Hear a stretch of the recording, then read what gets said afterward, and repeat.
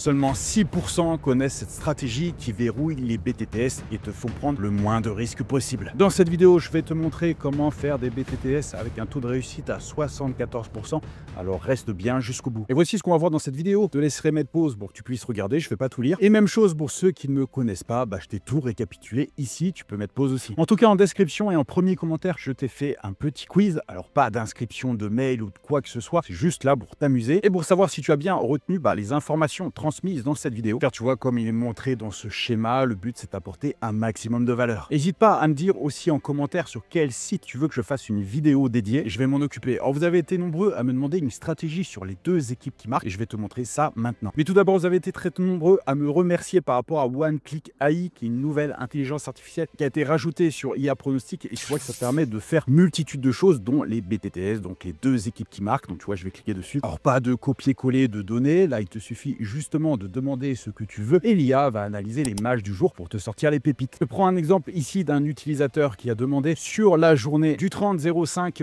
quelle était la prédiction la plus safe et la plus sûre, parce que tu sais que je tourne mes vidéos à l'avance et là on est juste le lendemain. Et tu vois que ce que lui a répondu l'IA, c'est que le match le plus sûr pour les deux équipes qui marquent, c'était Skade contre Odd. Alors, je sais pas si je prononce très bien le nom des équipes, avec une cote à 1.74. Et tu vois que le match est fini par deux équipes qui marquent avec un score de 1-1 pour ce fameux match. Donc l'IA avait encore raison. Mais en tout cas, là, je vais te montrer vraiment la meilleure stratégie par rapport au BTTS, surtout si tu n'utilises pas l'intelligence artificielle aujourd'hui, mais c'est quand même dommage puisque ça te permet d'analyser une myriade de données, des millions de données en quelques secondes, en quelques clics. Donc déjà, la première chose que je vais t'enseigner, c'est que pour faire des BTTS yes, donc les deux équipes qui marquent, il faut qu'il y ait deux choses réunies, donc une attaque puissante et une défense ultra fragile. Donc il faut que tu recherches les équipes qui font un XG supérieur ou égal à 1,5 et une autre équipe qui a un XGA, donc c'est une statistique sur les buts concédés, supérieur ou égal à 1 lors des 5 derniers matchs. Et tu vois que par exemple des sites comme Footistat te fournissent les top leagues pour les XG, donc des XG vraiment très hauts, et le top team pour des XG pareil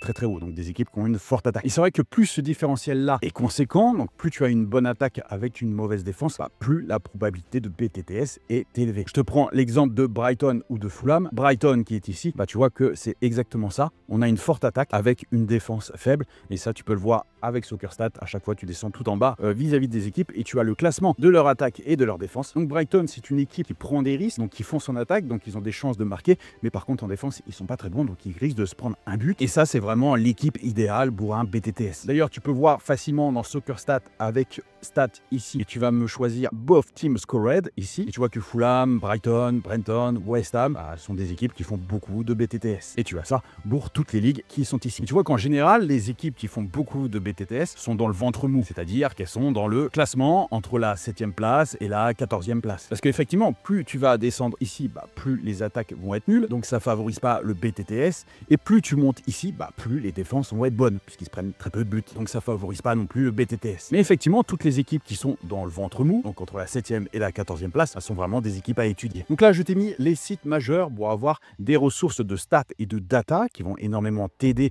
pour faire les BTTS, et tu vas voir que les sites comme Footistat et SoccerStat vont revenir souvent dans cette vidéo. Donc pareil, je vais pas tout te montrer là ici dans cette vidéo parce que la vidéo serait beaucoup trop longue, mais en tout cas je t'invite à regarder ces différents sites où je t'ai mis les statistiques importantes à regarder. Bien sûr pour le BTTS yes, ce qui n'est pas le cas pour le BTTS no, donc les deux équipes qui ne marquent pas, mais pour le BTTS yes, l'enjeu est très important puisqu'effectivement s'il n'y a pas beaucoup d'enjeux, les équipes vont pas se livrer et elles vont prendre peu de risques et surtout les joueurs ne veulent pas se blesser. Alors que là, il y a un enjeu qui est fort, donc on va prendre des risques forcément, et s'il y a une équipe qui doit recoller au classement ou en tout cas avoir des points pour atteindre, je sais pas, par exemple la Ligue Europa, elle va forcément attaquer plus, laisser deux ouvertures et laisser des contre-attaques pour l'autre équipe. Même chose pour tous les matchs avec l'aller et le retour. Forcément, s'il y a une équipe qui a dominé à l'aller, va y avoir une équipe qui va vouloir mettre la pression sur le match retour. Et là, bien souvent, il y a de fortes chances qu'il y ait les deux équipes qui marquent sur le match retour. Pareil, il faut aussi regarder toutes les équipes qui font les matchs de coupe, puisqu'elles vont avoir un calendrier plus chargé que les autres, et qui dit semaine plus chargée, dit que la défense est forcément un peu plus friable. Donc par exemple, quand tu regardes un match comme ici, tu regardes forcément le classement, et tu vois qu'il y a des équipes qui doivent aller chercher un classement supérieur, donc pour atteindre les petits ronds de couleur, donc tu as ça sur SofaScore, ou au contraire ne ne pas descendre dans la zone de relégation, donc au niveau des petits ronds rouges. Et des fois, ça joue bien souvent à un petit point. Donc forcément, pour eux, l'enjeu est beaucoup plus grand que quand ils se retrouvent au milieu ici. Et bah, des fois, ils sont tellement loin des autres qu'ils n'ont plus grand-chose à jouer. C'est pour ça que si tu regardes pas l'enjeu quand tu fais des BTTS Yes, il y a de grandes chances que ça ne passe pas. Bon, je t'ai mis tout à l'heure une des ressources principales pour regarder les enjeux à jouer, donc SofaScore. Là, je t'en mets d'autres et tu pourras regarder ça tranquillement chez toi. Après, ce qui va être important aussi, ça va être le signal lors des lives, si tu aimes bien jouer en jouant en live. Donc les équipes qui ont plus de 0,7 tirs cadrés arrivent forcément à marquer un but par la suite. Je sais pas si tu le sais, il y a une statistique qui est aussi intéressante, c'est que s'il y a un but dans les 30 premières minutes de match, ça augmente les chances de 22% que l'autre équipe marque, même si c'est le favori qui marque dans les 30 premières minutes. Et on reste, si tu joues bien le jeu, à une cote à 1,50 pour les deux équipes qui marquent. Et pareil, si tu vois qu'il y a un carton rouge, le rouge, si c'est le favori qui l'attrape, il y a des chances que l'adversaire marque. Par contre, si c'est un rouge pour l'outsider, le favori va continuer à dérouler et l'outsider a très peu de chances de marquer. Donc là, pareil, je t'ai mis les meilleures plateformes pour tout ce qui est live. Après, ce qui est pas mal aussi sur des sites comme SofaScore ou FlashScore, c'est tout simplement de mettre des petites étoiles sur les matchs que tu veux suivre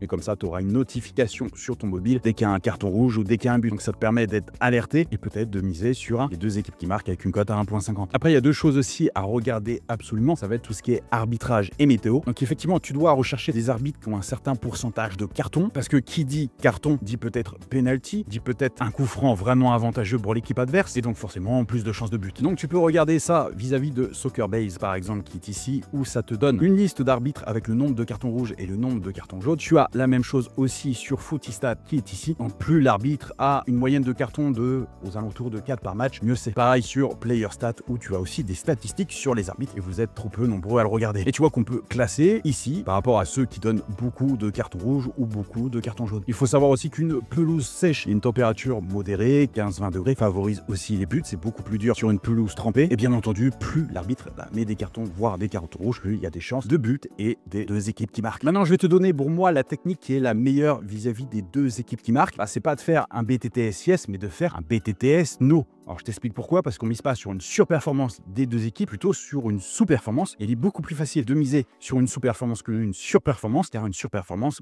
il y a plein de critères autres qui entrent en jeu, comme la motivation ou l'enjeu, alors que sur une sous-performance, on regarde pas vraiment ça. Donc ce qu'il faut savoir, c'est que sur les backtests, cette technique a un taux de réussite de plus de 82%, et le but c'est d'exploiter les défenses qui sont très solides. Donc on va d'abord regarder les équipes qui sont considérées comme des murs, c'est-à-dire qui font beaucoup de clean sheet, donc très solides en défense. Donc on vise des clean sheets supérieurs ou égal à 35%, exemple Liverpool, et tu peux mettre un filtre bonus supplémentaire, c'est-à-dire un XGA inférieur ou égal à 1,2. Donc pareil, sur le site SoccerStat, tu peux voir ça, les clean sheets qui sont ici, et tu as toutes les équipes qui font un max de clean sheet, c'est-à-dire clean sheet, ne pas se prendre de but. Tu vois, par exemple, en Italie, tu as pas mal d'équipes qui sont assez fortes par rapport à ça. Tu as l'Atalanta, l'Inter, l'AS Roma, le Juventus ou le Napoli. Donc si tu vises supérieur ou égal à 37%, déjà tu as 5 équipes à surveiller. Pareil ici sur la Liga, tu as 3 équipes à surveiller. Tu peux même rajouter, le FC Barcelone et la Real Sociedad, car plus ils sont hauts sur ce classement, mieux c'est. Et ensuite, ça va être intéressant lorsqu'elles affrontent justement une équipe qui est muette, donc avec un failed to score très haut, c'est-à-dire une attaque lamentable. Donc là, on va cibler des équipes qui failed to score, c'est-à-dire qui ne marquent pas dans plus de 40% de leur match. Tu vois que tu en as pas mal, que ça soit en Première Ligue ou en Serie A. Tu as Southampton, Leicester, Lecce, Venezia, Monza, Hellas Verona. Tu peux même prendre,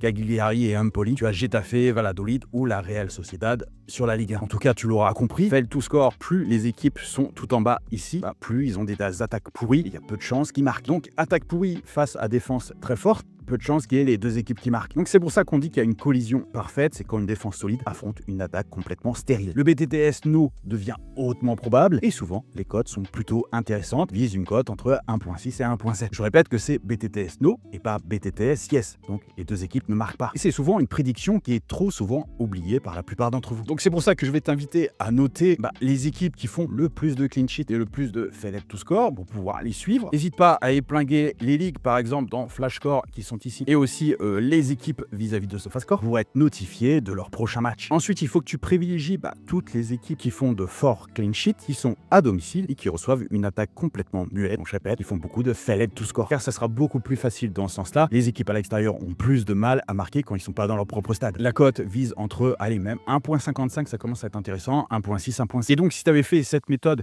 sur les matchs intéressants de Première Ligue, tu aurais eu un taux de réussite de 74% et un héroïque de plus 26%. 100%. Tu as aussi un site qui est intéressant, c'est la petite pépite bonus que je t'offre en fin de vidéo, c'est adamchoi.co.uk qui te permet justement de voir la petite différence de BTS quand l'équipe est à domicile et quand l'équipe est à l'extérieur. Donc tu vois que bien souvent, il y a des différences majeures. Je te prends l'exemple de Brighton, là encore, il y a beaucoup plus de BTTS quand l'équipe est à domicile que quand l'équipe est à l'extérieur. Même si ça reste une équipe qui fait fort BTTS, donc les deux équipes qui marquent assez souvent. Oublie pas le petit quiz en description, en premier commentaire. Je te dis à bientôt pour une prochaine vidéo. C'était Pro Matteo. Bye.